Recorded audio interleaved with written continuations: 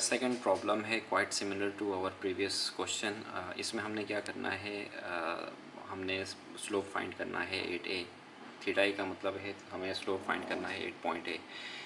ई और आई की वैल्यू हमें सेपरेटली मेंशन है, ठीक है। तो हम क्या करेंगे, यहाँ पे ई आई को हमने सबसे पहले यहाँ पे मल्टीप्लाई करके हमने अलग से ई आई की वैल्यू भी यहाँ पे दिखाई है आपको। उसके बाद हम क्या करेंगे, यहाँ पे जो पी जिस पॉइंट पे हमने यहाँ पे जो इसकी टेक्निक है वो ये कि जिस पॉइंट पे भी हमने क्या कहते हैं फाइंड करना है स्लोप, उस पर हम क्या लगाते हैं, यूनिट मोमेंट अप्लाई करते हैं। To find rotation apply moment M A at point A, ठीक है। तो हमारे पास P इज़ इक्वल्स टू 30 के हमारे पास जो यहाँ पे पॉइंट ऑलरेडी मेंशन है, तो हम सबसे पहले रिएक्शन फाइंड करेंगे, ठीक है, एट ए पे। तो हमारे पास जो जितने भी हमारे पास यहाँ पे मोमेंट्स हैं वो हमारे पास शो होंगे। हमारे पास एक एक्सटर्नल मोमेंट हमने जो शो करवाया है वो यहाँ पे एम ए है, क्लॉकवाइज होने की वजह से पॉजिटिव। और उसके बाद दिस मोमेंट P1 जो कि हमारे पास है 30 इंटू यहाँ से यहाँ तक का डिस्टेंस 6, और CY है एंटी क्लॉकवाइज नेगेटिव इंटू 24, ठीक है। एम ए हमारे पास इसकी वैल्यू आ जाएगी 24, CY माइनस 180, ठीक है। CY अगर हम फाइंड करेंगे तो we will get M A, एक बेसिक मैथमेटिक्स से हमें CY मिलेगा। सिमिलरली हम FY summation of FY is equals to 0 AY plus CY, ठीक है, माइनस 30 जो कि एक डाउनवर्ड लोडिंग है। तो हमें AY की वैल्यू CY की वैल्यू यहाँ पुट करेंगे तो AY की वैल्यू हमें मिलेगी M minus M upon A 24 plus 22.5।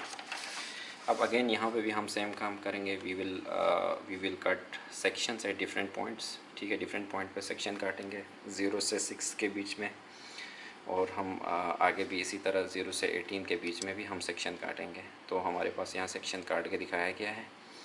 तो यहाँ पे देखें हमारे पास हमारे पास एक एक्सटर्नल मोमेंट है यहाँ पे जो कि क्लॉकवाइज है, तो इसके अपोजिट में यहाँ पे एंटी क्लॉकवाइज मोमेंट होगा। तो एम ए हमारे पास जो एक्सटर्नल मोमेंट है, और ये जो एंटी क्लॉकवाइज मोमेंट है माइनस एम, और ए वाई हमारे पास वर्टिकल फोर्स, और यहाँ से यहाँ तक का distance X is equal to 0, ये मोमेंट की इक्वेशन बनेगी। इसे सॉल्व करेंगे तो ये इक्वेशन हमारे पास बन जाएगी, ठीक है।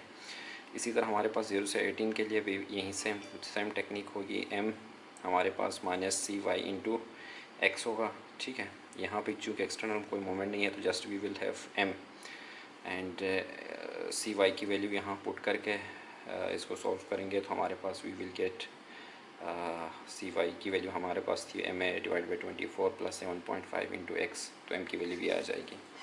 अब क्या करेंगे, पुटिंग थ्योरम नंबर 2, जो सेकंड थ्योरम है 1/2 ई आई ए टू बी, मतलब जो भी हमारे पास सेक्शन है उसकी बात हो रही है m² dx, ठीक है। हमारे पास जो फर्स्ट सेक्शन है 0 से 6 तक है, और 0 से 6 तक जो एम ए की वैल्यू m की इक्वेशन बनी थी वो ये थी, इसे हम यहाँ पुट करेंगे। प्लस जो सेकंड जो सेक्शन है दैट इज़ 0 से 18 तक है, फिर आगे जो m की वैल्यू हमारे पास थी जो हमने पीछे कैलकुलेट किया था, तो दिस इज़ द आंसर, ठीक है। इसे हम यहाँ तक आ गए, ये u की वैल्यू। अब विद रिस्पेक्ट टू यहाँ पे हम जिस तरह पीछे विद रिस्पेक्ट टू p करते थे, यहाँ पे हम क्या करेंगे, with respect to m find करेंगे, ठीक है।